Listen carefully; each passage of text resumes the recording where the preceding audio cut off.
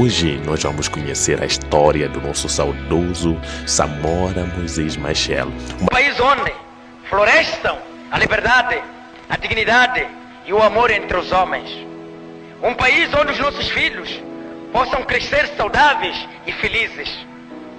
Foi por estes objetivos que o nosso povo lutou desde sempre. Foi por estes objetivos que de novo aceitamos sacrifícios. Foi por estes objetivos que tombaram os melhores filhos do nosso povo. Uma história com muitas controvérsias, desde a sua vida até sua morte. Um homem que odiava a corrupção e conseguiu prever o futuro desgraçoso em Moçambique. Ele já tinha a visão de que se o Moçambique não escapasse da corrupção, nunca seria um país livre. E ele sempre falou que as pessoas que praticavam corrupção eram o inimigo do povo. Hoje vamos conhecer a história de Samora Moisés Machel. Samora Moisés Machel nasceu a 29 de setembro de 1933, numa aldeia do distrito de Gaza, no sul de Moçambique. Tal como a grande maioria dos moçambicanos da sua geração, cresceu numa aldeia agrícola e frequentou a escola primária da missão suíça. Machel completou a 4ª classe, o certificado de pré-requisito para qualquer ensino superior na época. 29 de setembro de 1933, nasce nas terras de Chilembene uma criança que ficou marcada pela vida da época, que se celebrizou pelos episódios do seu dia a dia, que foi batizado com o nome de Samora Moisés Machel. É onde a nossa mãe se sentava com as outras senhoras quando sair da cozinha, que estava ao lado desta árvore. Daqui tiravam-se comida para aqui, onde estava a palhota, onde que nasce o presidente Samora Machel. É aqui. Esta mafureira aqui é o sinal para podermos conseguir mostrar os nossos filhos, tanto os filhos dele. É aqui, nesta mafureira. A história dele é aqui, onde ele nasceu.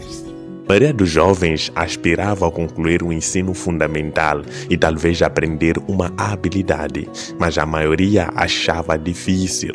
As esperanças de Machel para o ensino superior foram frustradas por missionários católicos que se recusaram a ceder-lhe uma bolsa de estudos. Sem assistência financeira, era difícil para a maioria dos africanos pagar as taxas escolares, alojamento e alimentação.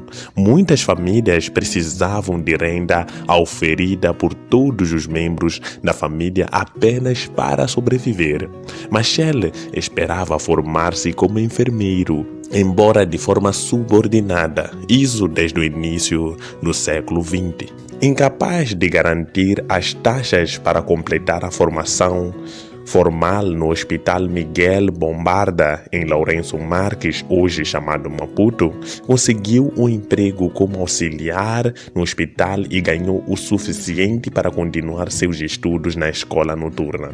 Trabalhou no hospital até deixar o país para se juntar à luta nacionalista. Machel, como tantos outros, sofreu sob o domínio colonial. Ele viu as terras férteis da sua comunidade agrícola no Rio Limpopo apropriadas por colonos brancos. Sua família trabalhava em lavouras de algodão, pouco lucrativas e árduas para cumprir o esquema de cultivo de algodão do governo colonial, e perderam entes queridos por acidentes de trabalho e doenças decorrentes das condições de trabalhos inseguras e insalubres prevalecentes nas minas, fazendas e empresas de construção que empregavam milhares de moçambicanos. Como um negro educado trabalhando na capital no auge do colonialismo, Machel enfrentou a arrogância e o racismo que os trabalhadores negros sofriam em todo o país.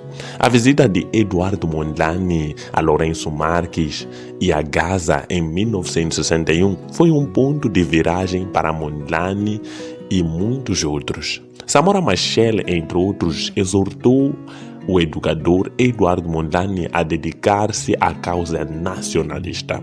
Desde o final da década de 1950, moçambicanos de várias origens deixaram o país para organizar uma ofensiva. Mondlane aceitou o desafio de se unir às muitas correntes do nacionalismo moçambicano numa frente com mais hipóteses de sucesso. Em junho de 1962, Mondlane aceitou o convite do presidente da Tanzânia, Nyerere, para reunir os principais grupos nacionalistas em Dar es Salaam.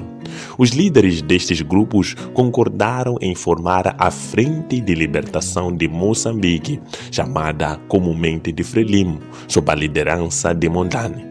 A partir daí, a corrente de moçambicanos que se dirigiam à Tanzânia para pegar em armas tornou-se um rio. Machel foi membro do primeiro grupo de soldados da Frelimo enviados para a Argélia para treino militar. Após a conclusão do treinamento, Machel retornou à Tanzânia para servir como instrutor no campo de treinamento militar da Frelimo em Kangwa. Em 25 de setembro de 1964, quando a Frelimo lançou a luta armada, 250 guerrilheiros haviam sido treinados para o combate.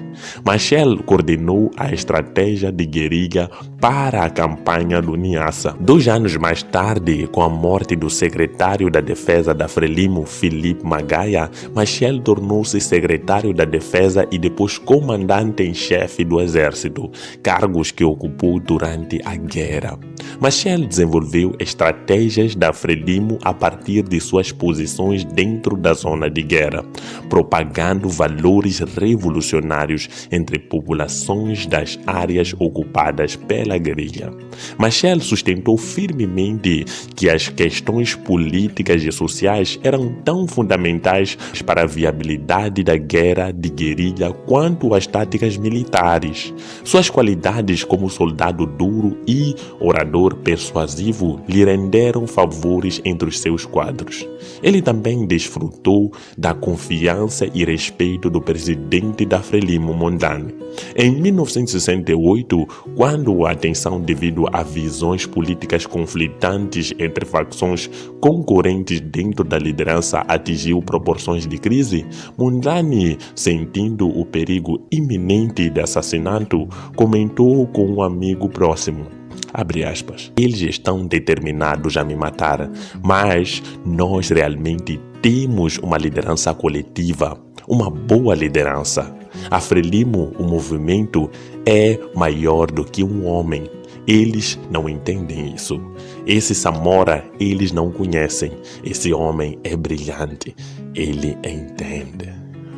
Em 3 de fevereiro de 1969, Mondlane foi morto por um pacote bomba.